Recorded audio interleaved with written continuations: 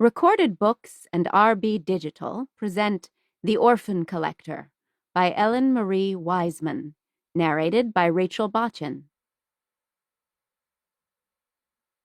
Chapter 1. Pia.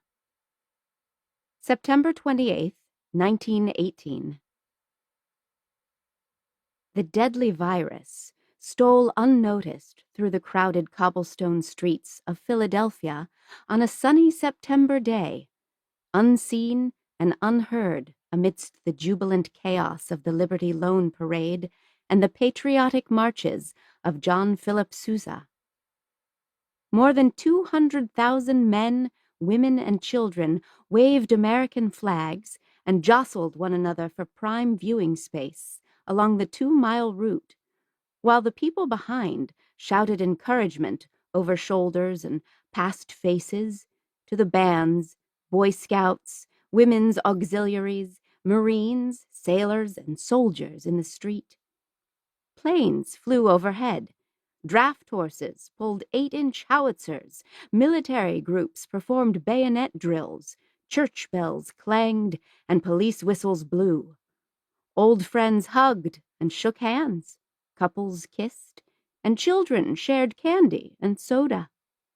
Unaware that the lethal illness had escaped the naval yard, the eager spectators had no idea that the local hospitals had admitted over 200 people the previous day, or that numerous infectious disease experts had pressured the mayor to cancel the event. Not that it would have mattered. They were there to support the troops, buy war bonds, and show their patriotism during a time of war. Victory in Europe, and keeping the Huns out of America, was first and foremost on their minds. Many of the onlookers had heard about the flu hitting Boston and New York, but the director of laboratories at the Phipps Institute in Philadelphia had just announced he'd identified the cause of the specific influenza causing so much trouble: Pfeiffer's bacillus. And the local newspapers said influenza posed no danger because it was as old as history and usually accompanied by foul air, fog, and plagues of insects. None of those things were happening in Philadelphia. Therefore, it stood to reason that as long as everyone did what the Board of Health advised, kept their feet dry, stayed warm, ate more onions, and kept their bowels and windows open, they'd be fine. But 13-year-old Pia Lang knew something was wrong. And not because her best friend, Finn Duffy, had told her about the dead sailors his older brother had seen outside a local pub. Not because of the posters on telephone poles and buildings that read, "When obliged to cough or sneeze, always place a handkerchief, paper napkin, or fabric of some kind before the face," or "Cover your mouth. Influenza is spread by droplets sprayed from nose and mouth."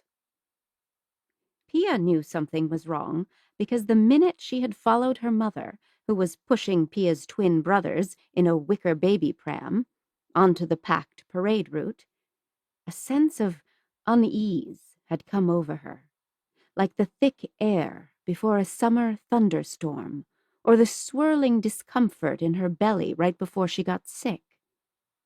Feeling distraught in crowds was nothing new to her.